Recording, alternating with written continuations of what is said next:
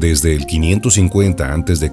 al 250 se desarrolló el periodo clásico de la filosofía china. Chuang-Tze vivió a finales de esa época. Trabajó en su pueblo natal como funcionario de Estado un corto tiempo. Pasó la mayor parte de su vida retirado y en pobreza voluntaria. Se sabe que no aceptó un alto cargo en el Estado de entonces y que lo rechazó con su humor característico.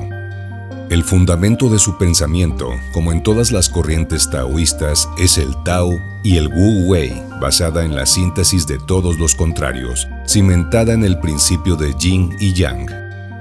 Chuang-Tze observó que un comportamiento basado en hacer a otro lo que es bueno para uno es ilusorio, cuando uno sabe qué es bueno para uno mismo. La felicidad no puede ser alcanzada por medio del utilitarismo y el hedonismo. Decía que la vida de riqueza, placer, ambición es intolerable porque se vive para aquello que siempre está fuera de alcance, sediento de la supervivencia del futuro e incapaz de vivir en el presente. Ver la felicidad y lo bueno como algo por alcanzar, o sea, en el exterior de uno mismo, en el mundo de los objetos, es colocarse entre el bien y el mal, en el presente, en que no se está en posesión de lo que se busca y en el futuro, en que se piensa que se alcanzará aquello que se desea. Chuang-Tze cree que el concepto de felicidad e infelicidad es ambiguo porque está situado en el mundo de los objetos. Piensa igual en lo referente a virtud, justicia, etc. Todo lo que es tratado como objeto por alcanzar lleva a un engaño y alienación. El secreto del camino de Chuang-Tze es el no hacer, Wu Wei, que enseña a no estar pendiente de resultados. Si uno está en armonía con el Tao cósmico, la respuesta quedará clara cuando llegue el momento de actuar, dado que uno actuará con arreglo al modo divino y espontáneo, que es el propio Tao, la fuente de todo bien. Chuang-Tze observa que la simple virtuosidad carece de significado y de aspectos profundos en el individuo y la sociedad. El hombre virtuoso es aquel en el que el Tao actúa sin impedimentos. La verdadera tranquilidad buscada por el hombre del Tao es la tranquilidad de la acción en la no acción, que trasciende la división entre la actividad y la contemplación, entrando en unión con el invisible Tao, que significa el abandono de la necesidad de ganar.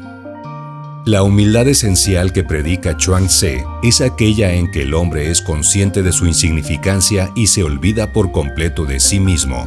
Es humildad cósmica porque está enraizada en la naturaleza de las cosas y está repleta de vida y conciencia de todos los seres vivos.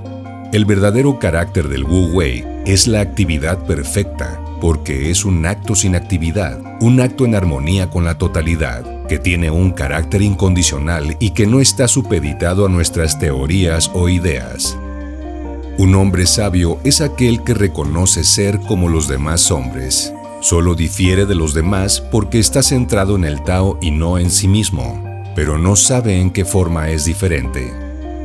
Fue Chuang-Tze quien introdujo verdaderamente las enseñanzas de Lao Tse en la filosofía china. Brillante poeta y filósofo, siempre vivió en forma sencilla, fundó una familia y pasó enormes penurias económicas. Permaneció en forma constante en relación con las corrientes espirituales de su tiempo. Fue gran admirador de Confucio, muy especialmente, cuando éste, después de los 60 años, tuvo un cambio espiritual profundo. Chuang-Tze realiza un perfeccionamiento del taoísmo de Lao Tse, porque da métodos que aportan una solución a los problemas psicológicos de su tiempo. Nos hace vislumbrar las concepciones taoístas con agudas y poéticas parábolas. Para él, también el mundo manifestado es un juego ilusorio. Ejerció una influencia enorme sobre la filosofía y la literatura, la que se evidencia en la literatura meridional y la poesía Chu, y refleja la admiración por su filosofía poética y por su contenido ideológico.